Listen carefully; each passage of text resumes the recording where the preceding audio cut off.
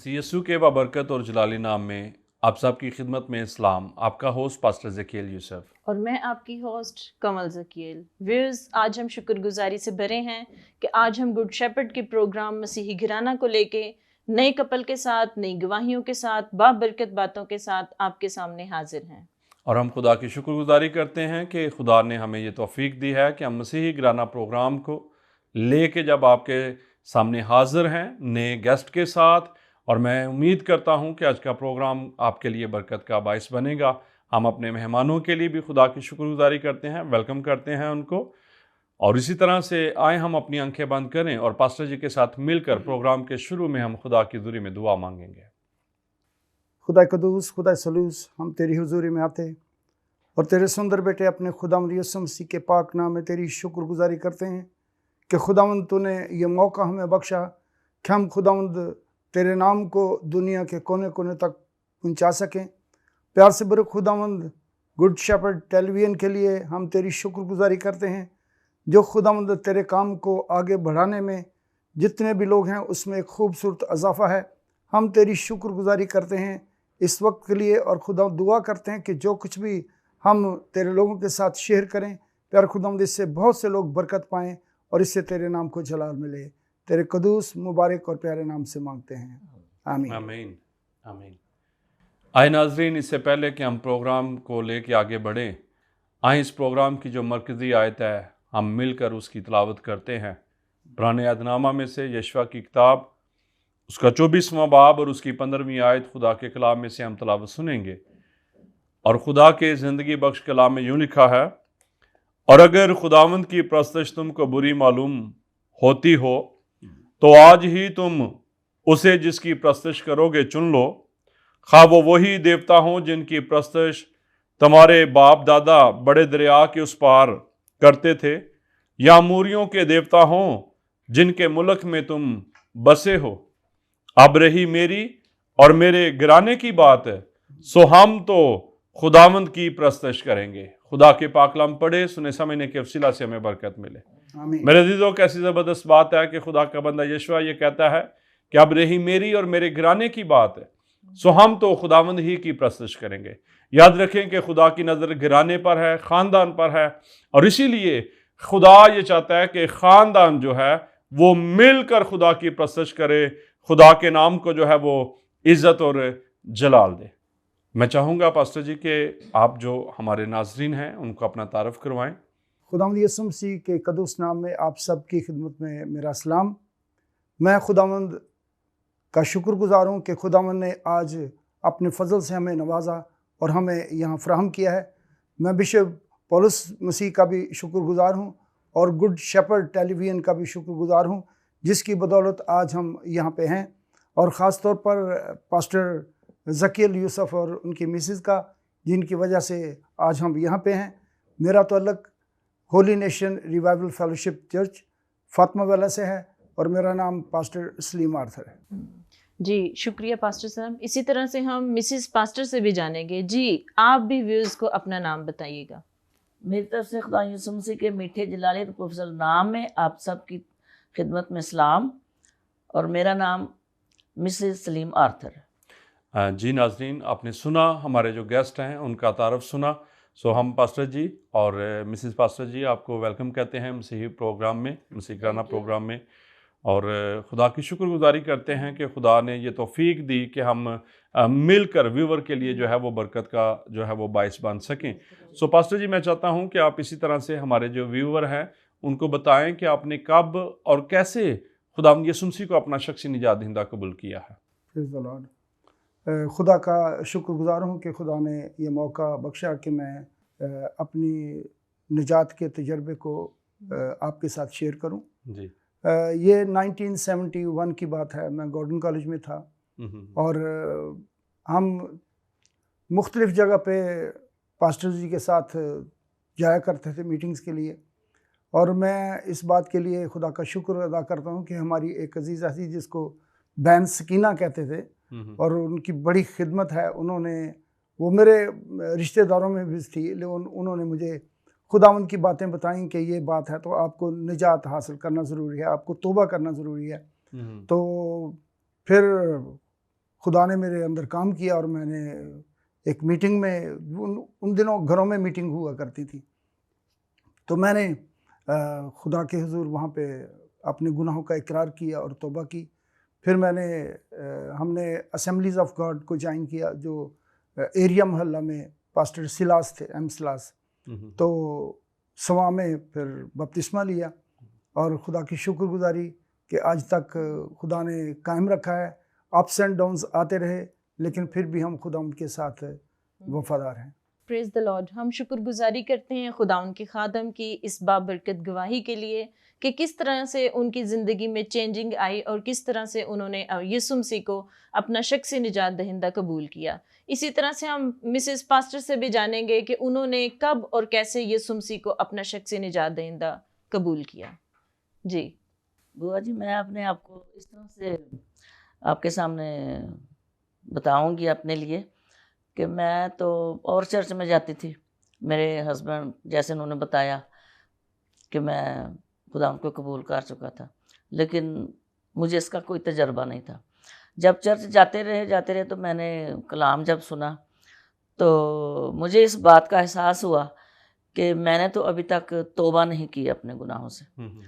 तो जब कलाम के वसीले से ये बातें मेरे सामने आईं तो मैंने भी फिर अपने आप को खुदा के हुजूर सरेंडर कर दिया और मैंने तौबा की और मैंने पानी के बपतिस्मे का इजहार किया खुदा के खादम से। तो फिर उन्होंने मेरे लिए बपतिस्मे का भी इंतज़ाम किया। तो इन्होंने तो दरियाए सवा में बपतिस्मा लिया, लेकिन मैंने तो हौज़ में लिया था बपतिस्मा। प्रेज़ द गॉड जी। हम खुदा की शुक्रगुजारी करते हैं इस बाबरकत घराने के लिए, और जिन्होंने बताया कि निजात पाने के लिए तौबा करना जो है ये बड़ा ज़रूरी है। और मैं यहाँ पर पास्टर जी, मेरे दिल में ये बात आ रही है, जैसे रसूलों के माल में ये बात लिखी हुई है कि तू ही मान ला तो तेरा घराना जो है वो भी निजात पाएगा। ठीक है, तो खुदा का शुक्र अदा करते हैं। पास्टर जी, हमारा प्रोग्राम जो है वो मसीही घराना है और हम यहाँ पर ख़ानदान के बारे में जो है वो बातचीत करते हैं, और मुआशरे में रहते हुए हम देखते हैं कि आए दिन ख़ानदानों के अंदर लड़ाई झगड़े जो हैं वो पैदा होते हैं, और फिर ये भी देखा जाता है कि यहाँ तक झगड़े जो हैं वो बढ़ जाते हैं कि तलाक तक जो है वो नौबत चली जाती है। तो आप इस बारे में क्या सोचते हैं कि इसके पीछे क्या वजह है? क्यों ख़ानदानों के अंदर लड़ाई झगड़े जो हैं वो होते रहते हैं? क्यों तलाक तक जो है वो नौबत चली जाती है? पास्टर जी शुक्रिया, ये एक बड़ा अच्छा सवाल है और बड़ा संजीदा सवाल है। इस पर तमाम घरानों को गौर करना चाहिए, क्योंकि जब कभी रिश्ते की बात होती है तो उसकी बुनियाद झूठ पर रखी जाती है। मोस्टली कुछ ना कुछ ज़रूर छुपाया जाता है, जो जब जाहिर होता है तो फिर वहाँ पे लड़ाई झगड़ा होता है और फिर नौबत तलाक तक पहुँचती है। तो मैं रिक्वेस्ट करूँगा कि जितने भी घराने अपने बच्चों के लिए आगे सोच रहे हैं वो झूठ से काम ना लें। बिल्कुल जो रियलिटी है वही उनको बताएं, जो हकीकत है वही उनको बताएं, क्योंकि जब हकीकत खुलती है तो उस वक्त मामला ख़राब होते हैं। हाँ जी, तो ये है कि सच्चाई से काम लें। मतलब आप ये कहना चाहते हैं कि जब बुनियाद जो है वो झूठ पर होगी तो फिर ख़ानदान जो है वो ख़राब होगा। जी बिल्कुल ऐसे ही जी। Praise the lord. हम शुक्रगुजारी करते हैं खुदा उनके खादम के लिए कि उन्होंने हमें ये बताया कि जब हम बुनियाद जो है वो झूठ पे रखेंगे तो डेफिनेटली हमारी ज़िंदगियों में जो है हमारे ख़ानदान का जो स्टार्ट है, मतलब मियाँ बीवी, उनके अंदर लड़ाई झगड़े पैदा होंगे। तो इसी तरीके से ये बात जो है वो बढ़ती बढ़ती जो है वो तलाक तक नौबत पहुंच जाती है। तो इसी तरह से हम मिसेस पास्टर से भी पूछेंगे कि वो बताएं कि ये जो सेपरेशन हो जाती है, तलाक तक नौबत पहुंच जाती है, तो आपके नज़दीक क्या, आप ये क्या सोचती हैं कि क्यों ये होता है, ये इसके पीछे वजह क्या है? बुआ जी, मैं कुछ और भी बातें बताऊंगी, क्योंकि बेशक ये झूठ पर रखी हुई बुनियाद पर जब इमारत बनती है तो वो लर्ज खा जाती है, गिर जाती है। बिल्कुल इस तरह से ये शादी ब्याह भी ऐसे होते हैं। तो सच्चाई पर तो जो कायम रहता है वो कायम ही रहता है हमेशा, लेकिन घराने के जो अफराद हैं जब शादी हो जाती है लोग मुत्तफिक होकर ये शादियां करते हैं, लड़की को पसंद करते हैं, घराने को पसंद करते हैं, और फिर लड़के को भी पसंद किया जाता है, घराने को पसंद किया जाता है, आपस में बातचीत चलती रहती है, फिर मंगनियाँ होती हैं बड़ी खुशी के साथ, जोश व खरोश के साथ। लेकिन शादी के बाद क्या बात पैदा हो जाती है कि फ़ौरन ही सास और बहू के अंदर एक खिंचावट सी पैदा हो जाती है। तो मैं ये समझती हूँ कि एक घर में एक नई लड़की जब आती है, पहली बात तो ये है कि उस लड़की को भी उसके जो पेरेंट्स हैं, ख़ासतौर पर माँ, वो घर बसाने के लिए जो असूल हैं वो उसको बता दे कि बेटा ये आपका माँ बाप का घर है, आगे आपका ससुराल का घर है, तो आपने वहाँ कुछ ज़्यादा ही मोहतात होकर रहना, ताकि आपकी कोई भी शिकायत ना हमें मिले और कोई भी आपकी बात जो है वो उनको बुरी ना गुजरे। तो ये तो हो गया लड़की के माँ बाप की तरफ से उसको हदायत कि जिस तरह से वो रहते हैं आप कोशिश करें उनके साथ मिलकर रहने की, क्योंकि आप अकेली हो, उनमें गई हो, जाना है आपने, तो आप कोशिश करें कि उनके साथ मिलकर आपका भी वो एहसास करेंगे। आप भी कभी कभी अपने बीच में बात बनवा सकते हैं, लेकिन ऐसी बात नहीं जो किसी को दुख दे, जो उनके बिल्कुल ही ऑपोजिट हो जाए। फिर दूसरी बात यह है कि वो जो घराना है जो ब्याह कर लाते हैं बेटी को, उनके अंदर ये एहसास होना चाहिए कि जैसे हमारी अपनी बेटियां हमने अगले घरों में भेजी हैं, वैसे ये भी हमारी बेटी है। तो उसके साथ ये सलूक ना करें कि वो आ गई या चलो जी नुकरानी आ गई, इनू तसो कम्मा दे विच, ये तरीकाकार नहीं होना चाहिए। मैंने बहुत से घरानों में देखा है कि वो फिर सारा बोझ उस लड़की पर पड़ जाता है कि ये भी काम तू नहीं करना, ये भी काम तू नहीं, जल्दी भी तू नहीं उठना है, सबके लिए पकाना भी है। फिर ये भी देखा गया है कि अगर उस बेचारी को जल्दी उठकर थोड़ी भूख लग गई है तो उसने कुछ थोड़ा बहुत खा लिया, तो कुछ निशानी घाट वालों को नजर आई कि जिसने तो खाना खा लिया, तो वो घर में एक मसला बन जाता है कि इसने हमसे पहले क्यों खाना खा लिया। ये नहीं उनको एहसास कि वो पहले से उठी हुई है, काम कर रही है, थक गई होगी, भूख लगी होगी, चलो खा लिया तो क्या हो गया। क्योंकि अपनी बेटी जब समझेंगे तो फिर इन बातों को हम महसूस करेंगे। आप ये कहना चाहते हैं कि जो बेटी ब्याह के लाई जाती है, अगर हम उसको अपनी बेटी बनाएं जी जी तो फिर इस तरह से जो है वो लड़ाई झगड़े नहीं होंगे। जी बिल्कुल, मेरा तो अपना यही तजर्बा है, और मैं ये बर्दाश्त की भी होनी चाहिए हमारे अंदर ना, कि वो न्यू आई है, हमें ये समझना चाहिए कि वो न्यू आई है हमारे घर में, उसकी आदत को पता नहीं कैसी हैं कैसी नहीं, थोड़ा बहुत उसको बर्दाश्त करने की ज़रूरत होती है।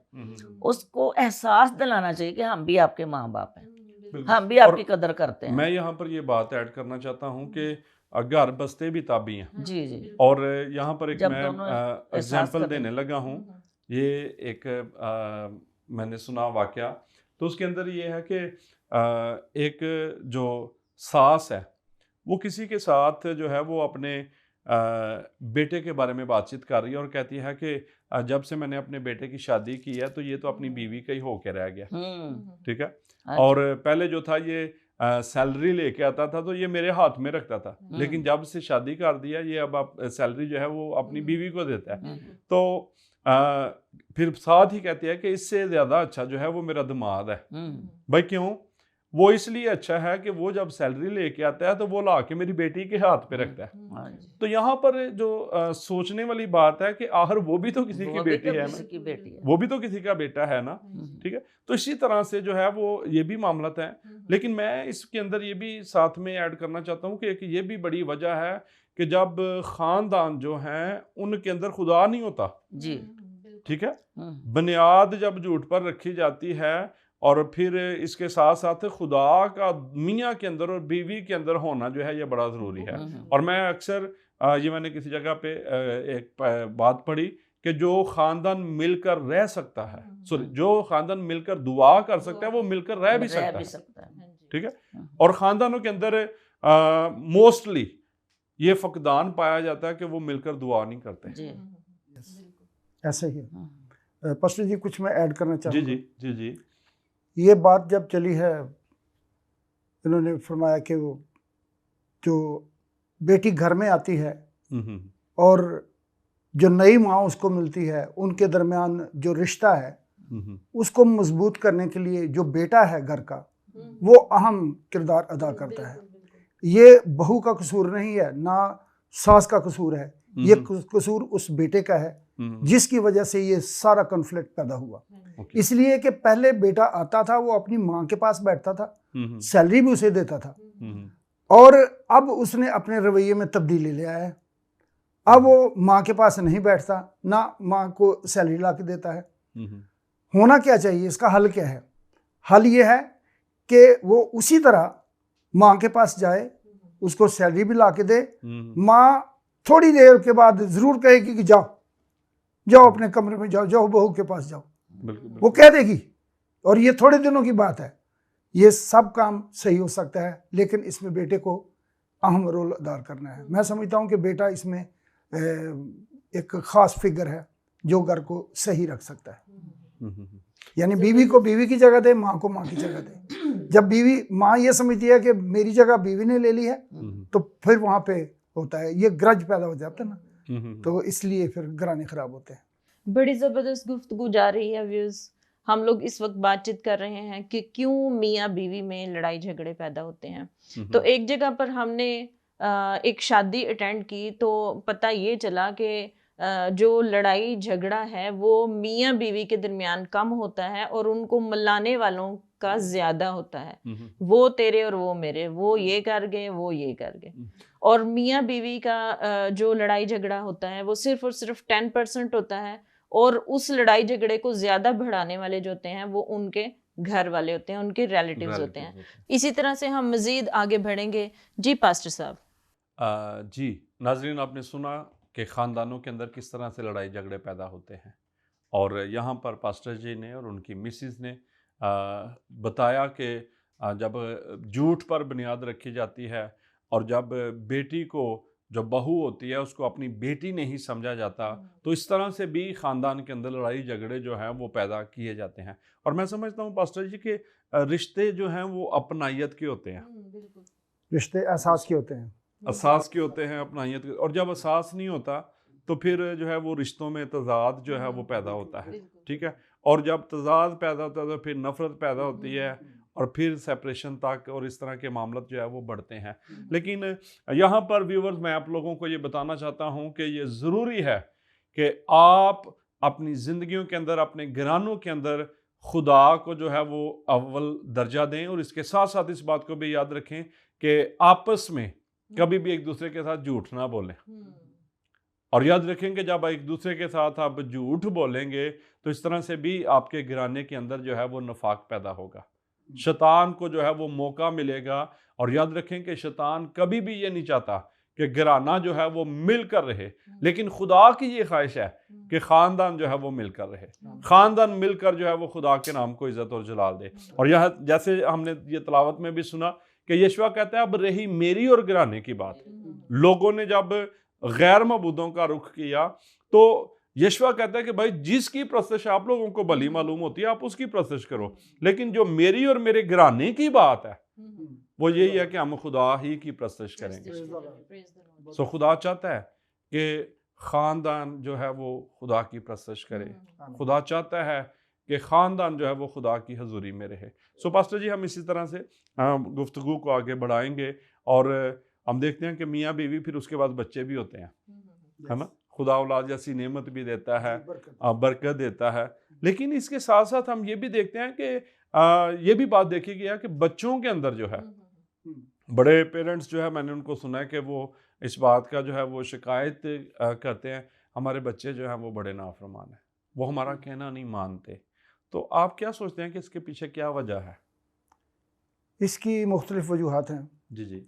एक तो ये, मैं इसमें वालिदैन को कसूरवार ठहराऊँगा, इसलिए कि आप भी और हम भी चर्च में कहते हैं कि बच्चों को संडे स्कूल भेजें, तो बच्चे को संडे स्कूल नहीं भेजा जाता।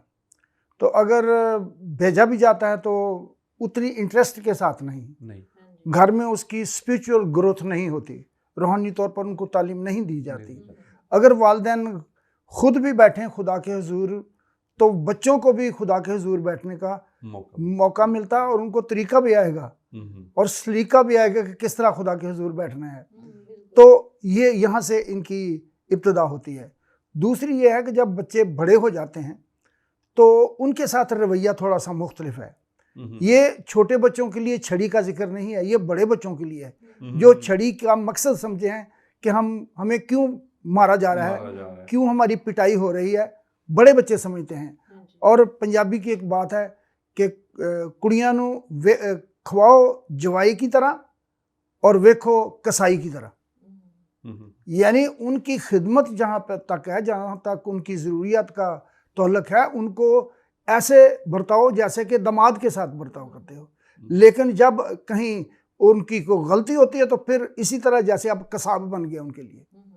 सो माँ बाप का डर और खौफ उनके ज़हन में रहना चाहिए।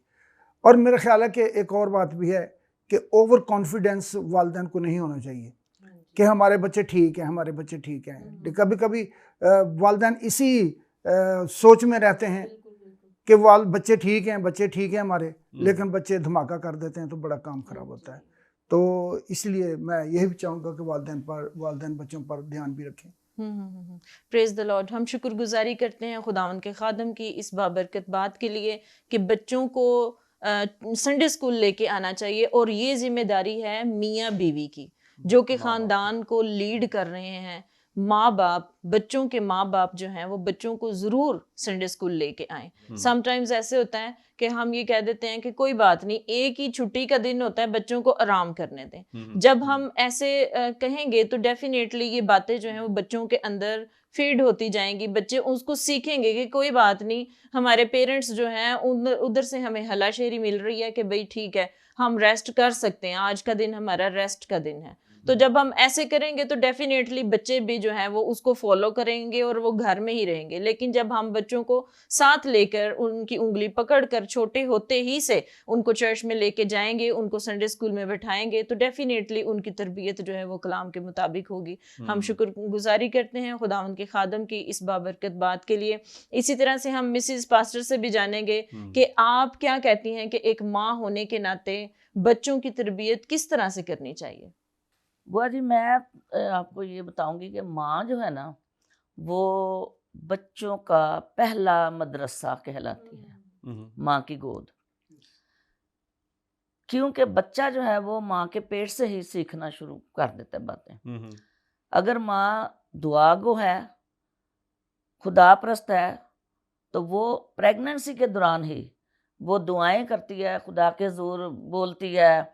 जब हम बुलंद आवाज़ से, दिल में नहीं, चुपके से नहीं, दुआ बुलंद आवाज़ से जब वो खुदा के हुज़ूर दुआ करती है माँ, तो भी आवाज़ जो है ना वो बच्चा भी सुनता है। उसके अंदर ये बातें पैदा हो रही हैं, वो सुन रहा है। इस तरह से जब वो पैदा हो जाता है, उस वक़्त भी माँ जब दूध पिलाती है अपने बच्चों को, तो वो उस दौरान ही बच्चों के साथ कलाम की बातें करें, उनको बताती रहें कुछ ना कुछ, कोई ना कोई बात कलाम की ऐसी जो कि वो उसके कान सुनते तो रहेंगे, लेकिन वो बेशक अभी उसको नहीं बोलेगा, ना उस पर तवज्जो इतनी देगा, लेकिन उसके कान इन बातों को सुनने के आदी हो जाएंगे। बहुत से बच्चे ऐसे हैं जिनको ये बातें नहीं सुनाई जाती, तो जब सुनाई जाती हैं वो कहते हैं बड़ा होगा तो देखी जाएगी, खुद ही समझ लेगा। खुद ब खुद से बच्चे खुदा की बातों को नहीं सीखते। मैं ये यकीन के साथ बात कह सकती हूँ, खुद ब खुद वो दुनिया की बातें सीखते हैं, जो कुछ हम उनके सामने कर रहे होते हैं। तो क्यों ना हम माएँ जो हैं उनके सामने इस तरह की बातें करें कि जो वो अभी से ही खुदा के बारे में सीखना शुरू कर दें, छोटी उम्र में ही, पैदाइश से लेकर, प्रेगनेंसी से लेकर बड़े होने तक। 5 साल तक इस्राएली जो बच्चे थे उनको सारी शरीयत याद हो जाती थी। वो किसकी वजह से थी? माँओं की वजह से, माएँ करती थी। इस तरह से मैं एक हवाला दूंगी माँ के बारे में, बाइबल मुकद्दस में जिनका जिक्र है। मूसा की माँ के बारे में बताऊंगी कि आपको सबको मालूम है कि उन पर क्या जुल्म ढाए जा रहे थे। उनके तो लड़कों को मारने के प्रोग्राम बने हुए थे कि लड़कों को मार डालें। तो उसकी माँ ने क्या होशियारी की कि मेरा बेटा जो है वो बच जाए। आपको पता है उसको दरिया में बहा दिया गया, फिर उसको बादशाहज़ादी ने उसको अपना बेटा बना लिया। लेकिन यहाँ मैं बोलूँगी कि बड़ी बहनों का भी कुछ किरदार होना चाहिए बड़ी बहन है जो वो भी अपने छोटे बहन भाइयों को सिखा सकती हूँ। हम्म, तो उसने किस तरह जाके शहजादी को बताया कि मैं इसके लिए दाई ले आऊँ आपके लिए जो उसको दूध पिलाए तुम्हारे लिए। तो फिर वो अपनी ही माँ को लेकर आई, उसकी माँ ने दूध पिलाया उसको। तो उस वक़्त उसकी माँ उसको सारी ये बातें शरीयत की जो बताती, बातें शरीयत थी। बताती रहती थी और उसको ये बताती रहती थी कि तेरे वो भाई हैं, जो इब्रानी हैं वो तेरे भाई हैं, हमारी तेरी कौम है वो, तू उनका बच्चा है।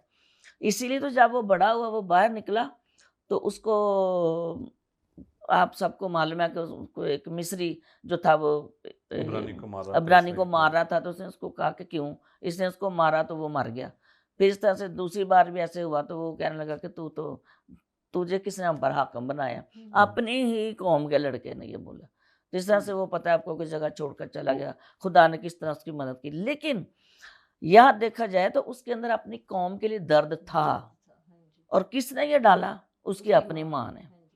तो अगर आज भी माएँ खुदा का खौफ अपने बच्चों को दिलाएं, उसके सामने शरीयत की बातें करें, खुदा के हुक्मों की बातें करती रहें, तो वो बच्चे सीखना शुरू कर देते हैं। अगर गीत गाए जाएं घरों में, ताली बजाई जाए, प्रेज द लॉर्ड किया जाए, तो वो बच्चे वो सीखते हैं बातें, वो करते हैं। फिर कहीं भी आप, मैंने देखा है कि कहीं भी प्रस्तुत हो रही होगी, वो बच्चा सुनेगा ना जब, तो वो ज़रूर उस पर उसका असर लेगा, तवज्जो देगा उस पर। मैं यहाँ पर कुछ ऐड करना चाहता हूँ कि बिल्कुल ऐसे ही है जैसे पुराने अहदनामा के अंदर ये बात लिखी हुई है कि ये बातें जिनका मैं तुझे आज हुक्म देता हूँ तो इनको अपने दिल पर नक्श कर नक्श और कर। अपनी औलाद के भी ज़ेन नशीन करा। ठीक है। और जैसे बड़ी ज़बरदस्त बात चल रही थी कि माँ जो है वो पहली दर्सगाह है। ठीक है। और पास्टर जी आपने ये कहा कि पेरेंट्स होते हुए ये माँ बाप की जिम्मेदारी है कि वो अपने बच्चों को संडे स्कूल में लेके जाएं। सो यहाँ पर जो व्यूअर्स सीखने वाली बात है कि बीइंग अ पेरेंट्स ये हमारी जिम्मेदारी है कि हम अपने बच्चों को चर्च में लेके जाएं, हम अपने बच्चों को संडे स्कूल में भेजें। और ये मैं इसके अंदर ये भी बात कहना चाहता हूँ, अक्सर औक़ात ये देखा गया है कि हम जो वालिदैन हैं, हम अपने बच्चों की जिस्मानी तालीम जो उसके लिए बड़े फिक्रमंद होते हैं। उनके लिए हम नहीं ये देखते सर्दी है, गर्मी है, हम उनको सुबह सुबह उठा देते हैं। ठीक है। लेकिन बाइबल के अंदर ये बात लिखी है, इमसाल की किताब में लिखा है कि लड़के की उस राह में तरबियत कार जिस पर उसने जाना है ताकि वो उससे बूढ़ा होकर भी वापस ना मुड़े। पास्टर जी, मैं इस प्रोग्राम के आखिर में ये चाहता हूँ कि आप हमारे व्यूवर्स को ये बताएं कि वो किस तरह से एक मसीही घराना बन सकते हैं। शुक्रगुजारी पास्टर जी आपकी।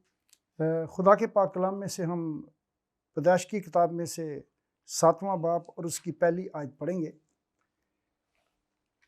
और यहाँ लिखा है कि खुदावंद ने नूह से कहा कि तू अपने पूरे ख़ानदान के साथ कश्ती में आ, क्योंकि मैंने तुझी को अपने सामने इस ज़माने में रास्तबाज देखा है। और अगर हम छठे बाब की नामी आयत देखें तो यहाँ लिखा है कि नूह मर्दे रास्तबाज और अपने ज़माने के लोगों में बेऐब था और नूह खुदा के साथ साथ चलता रहा। सो यहाँ पे खुदा के बंदे के बारे में लिखा है कि वो रास्तबाज और अपने ज़माने के लोगों में बेऐब था। बेऐब था, उसमें कोई भी ऐब नहीं था। और खुदा उसे कहता है कि तू अपने घराने के साथ कश्ती में आ। और यहाँ एक बड़ी ज़बरदस्त बात है, लिखा है क्योंकि मैंने तुझी को, यानी तुझ ही को इस ज़माने में रास्तबाज देखा है, पूरे ख़ानदान के साथ। और जब हम देखते हैं कि वो रास्तबाज था और खुदा के साथ चलता था तो उसके बच्चों में भी ऐसी ही तरबियत थी। वो भी रास्तबाज थे और वो भी खुदा के साथ चलते थे। और जैसे बाप उनको कहता था वैसे ही वो उस पर अमल करते थे। और नए अहदनामे में अगर हम देखें तो खुदा का कलाम हमें अमाल के अंदर ये खुदा का कलाम लिखा है। और दरोगे की बात आपको याद है। और वहाँ पे उसने क्या किया और ये आप जानते हैं, लेकिन ये मैं मुख्तसर तौर पर बताना चाहता हूँ कि जब पौलुस और सिलास कैद खाने में थे और कलीसिया उनके लिए दुआ कर रही थी, वो भी दुआ कर रहे थे और आधी रात के तकरीबन वो गीत भी हम के गीत गा रहे थे, तो एक बुनचाल सा आया और कैद खाने की नींव हिल गई, तो उनकी बेड़ियां खुल गई, दरवाजे खुल गए। दरोगे ने अपने आप को मारने की कोशिश की, लेकिन पौलुस ने उसे आवाज़ देकर कहा कि नहीं, हम यहाँ पे ही हैं। वो खौफज़दा था कि ये जो कैदी हैं ये भाग गए हैं, और इस बात से वो मुतासर हुआ, उनके इस रवैये से वो मुतासर, हालांकि उनके पास वक्त था कि वो भाग सकते थे, लेकिन वो नहीं भागे। तो वो कहता है कि ऐसा है वो, हम क्या करें। यहाँ पे लिखा है, उन्होंने कहा खुदावंद यीशु पर ईमान ला तो तू और तेरा घराना निजात पाएगा। और आगे हम 34वें आयत में देखते हैं, और उन्होंने ऊपर घर में ले जाकर दस्तरखान बिछाया और अपने सारे घराने समेत खुदा पर ईमान लाकर बड़ी खुशी की। तो ये घराना है, किस तरह उसने अपने घराने को बचा लिया, क्योंकि वो खुद बच गया था। और खुद कैसे बचा था कि उसने उन रसूलों के अंदर उस अंजील को देखा था। उसने पढ़ा नहीं अंजील को, लेकिन उसने उसके अंदर देखा। तो जब हमारे घरानों में अंजील होगी, और मैं ये कहता हूं कि 4 नहीं 5 अंजीलें हैं, और 5वीं अंजील हम खुद हैं, क्योंकि लोग खुदा के मुतालिक सिर्फ सुनते हैं लेकिन देखते वो हमें हैं। और जब हमारा रवैया बेहतर होगा बतौर ख़ानदान के सरबरा, बतौर ख़ानदान के अफराद, तो लोगों को बाइबल सुनाने की ज़रूरत नहीं है, लोग आपके रवैये के वसीले से खुदा के पास आएंगे। आमीन। Praise the lord. हम शुक्रगुजारी करते हैं खुदावन के खादम की इस बाबरकत बात के लिए कि जब हम खुदावन यीशु मसीह पर ईमान लाते हैं तो हम और हमारा घराना जो है वो निजात पाता है। इसी तरह से हम लोगों ने आज सीखा है कि हमें अपने ख़ानदानों में झूठ को अव्वल दर्जा नहीं देना चाहिए, हमें अपने ख़ानदान की बुनियाद जो है वो सच पर रखनी चाहिए। और इसी तरह से हमें अपने बच्चों को जो है वो संडे स्कूल लेके जाना चाहिए, उनकी कांट छांट करनी चाहिए। और यहाँ पर एक वर्स मैं पढ़ना चाहती हूँ, हमाकत लड़के के दिल से वाबस्ता है लेकिन तरबियत की छड़ी उसको उससे दूर कर देगी। जब पेरेंट्स जो है वो एज अ खानदान को लीड करने वाले, जब वो अपने बच्चों की हर एक बात पर जो है वो ध्यान देंगे और तरबियत की छड़ी इस्तेमाल करेंगे, वो छड़ी नहीं जिससे कि मारा जाता है, लेकिन तरबियत की छड़ी को अगर इस्तेमाल करेंगे तो डेफिनेटली उनके बच्चे जो हैं वो सही रास्ते पर चलेंगे और वो चर्च में जाएंगे और कलाम को सीखेंगे। हम खुदावंद की शुक्रगुजारी करते हैं खुदावंद के खादम के लिए, इसी तरह से उनकी मिसेज के लिए, इनकी बाबरकत बातों के लिए, बाबरकत गवाहियों के लिए। इन सब बातों से हमने भी बरकत पाई और डेफिनेटली व्यूअर्स आप लोग जो इस वक्त देख रहे हैं और सुन रहे हैं, आप लोगों ने सब ने इन बातों से बरकत पाई होगी। अभी मैं चाहती हूँ कि हम पास्टर ज़कील के साथ मिलकर इन तमाम देखने वालों के लिए और सुनने वालों के लिए दुआ करेंगे कि यहाँ से इनकी जिंदगियों से हर तरह का बहरान जो है वो यीशु मसीह के नाम से दूर हो जाए। माली बहरान, इसी तरह से रूहानी बहरान और लड़ाई झगड़े यीशु के नाम से इनके खानदानों से दूर हो जाएं। तो आइए हम मिलकर पास्टर ज़कील के साथ दुआ करते हैं। आए हम अपनी आंखें बंद करते हैं, खुदा की ज़ुरी में दुआ मांगते हैं। आसमानी बाप, आपके बेटे यीशु मसीह के नाम में अरुल कुदस के वसीला से हम शुक्रगुजारी करते हैं और इन तमाम देखने वालों के लिए हम खादमिन मिलकर यीशु मसीह के नाम से सलामती और बरकत की दुआ मांगते हैं। यहोवा पाक खुदा, हम तेरे खादमिन मिलकर इन घरानों के लिए सलामती चाहते हैं और दुआ मांगते हैं कि टूटे ख़ानदान खुदा के बेटे यीशु मसीह के नाम में जुड़ जाएं। और इसी तरह से यहोवा पाक खुदा, मिन्नत करते हैं कि पेरेंट्स को ये तौफीक दें कि वो खुद भी तेरी हजूरी में ठहरा करें और अपने बच्चों को भी लेकर तेरी हजूरी में आया करें, ताकि खुदा ये बाबरकत घराने ठहरें, ताकि ये सच मुच में मसीही घराने बने।